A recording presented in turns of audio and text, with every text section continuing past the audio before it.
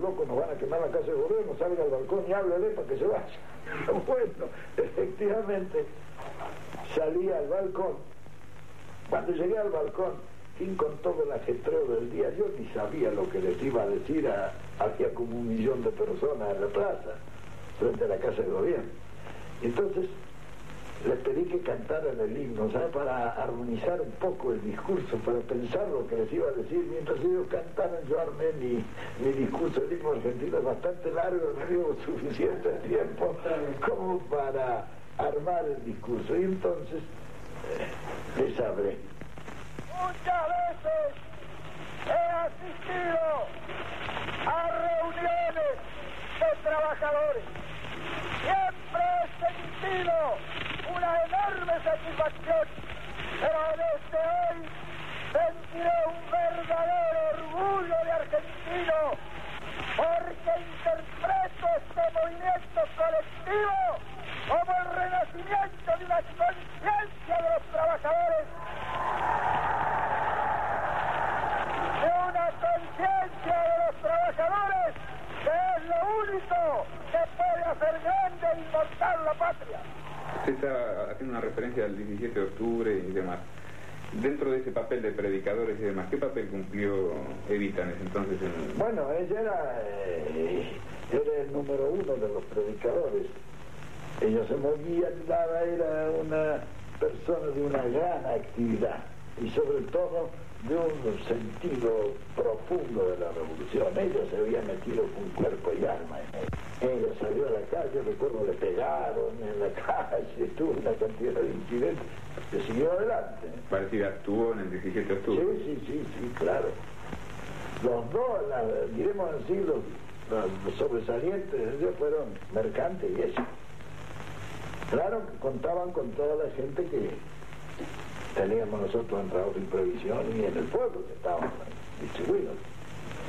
Efectivamente llegaron las elecciones y al principio de las elecciones, me acuerdo que era en La Rioja o Catamarca, por ahí, perdimos nosotros.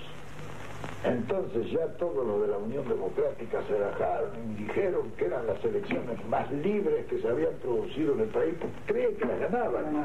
Y entonces ya se largaron en elogio de las elecciones, pero cuando empezó a llegar Santa Fe, Rosario, empezaron a perder Córdoba y Buenos Aires, claro, perdieron las elecciones y ya no podían decir que eran malas.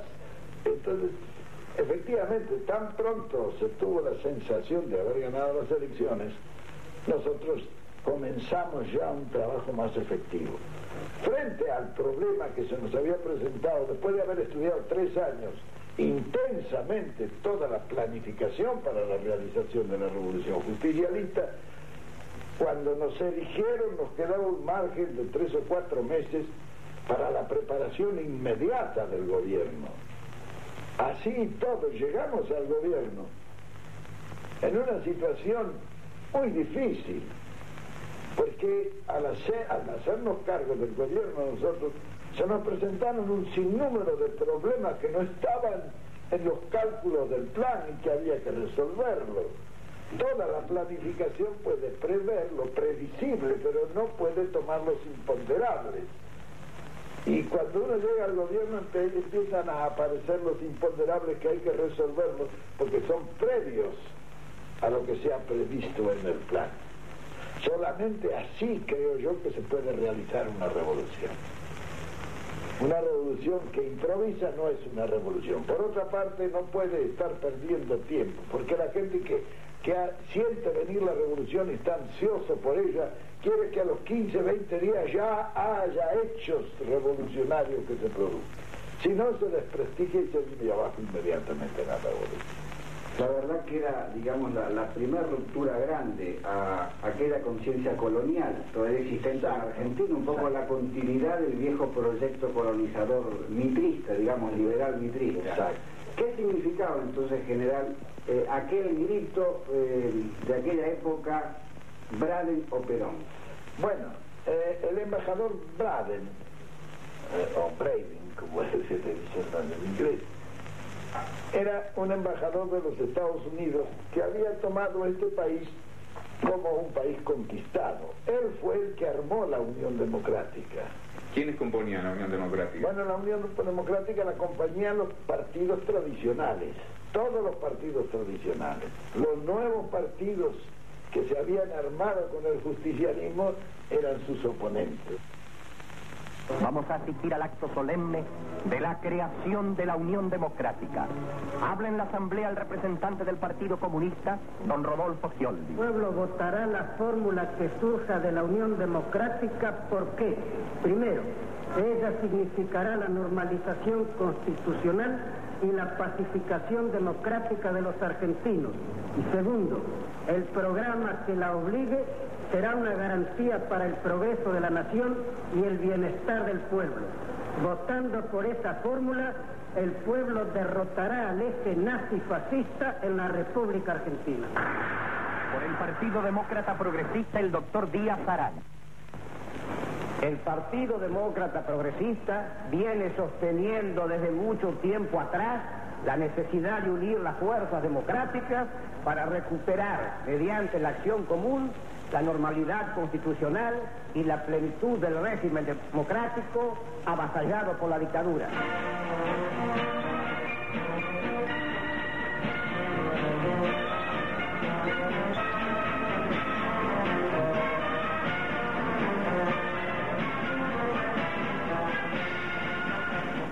¿Cómo actuaba este personaje Braden, que ha estado en contra suyo, de Villaurén, de Arben, de Castro? Braden actuaba como en su casa, hacía discursos, se reunían los de la Unión Democrática y Braden le hacía un discurso. Indudablemente nosotros no podíamos dejar de aprovechar esa situación.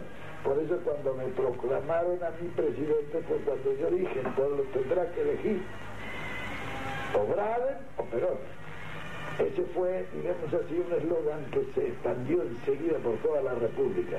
Indudablemente fue un gran acierto. Y yo a Braden quizás le tuviera que levantar un monumento en la Argentina, fue el que más nos ayudó para ganar las elecciones, con su conducta y con su intervención abierta y descarada dentro del panorama político argentino. General, la derecha y la oligarquía lo acusaba al movimiento como un movimiento extremista comunista. La llamada izquierda o las fuerzas llamadas progresistas acusaban al movimiento como nazi, nipo, facho, falangista, creo que era así, ¿no? ¿A qué se debía esto? Bueno, esa era la usanza de la época. Es decir, eran los insultos políticos, diremos así.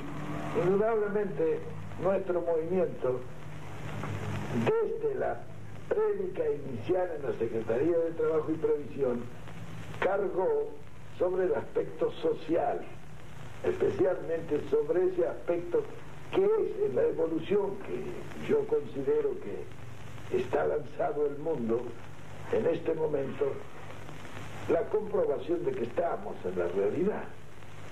Ahora, indudablemente el movimiento nuestro, bueno, le podían llamar comunistas uno o fascistas al otro, lo que nos ponía a nosotros en la verdadera situación, porque no éramos ni comunistas ni fascistas.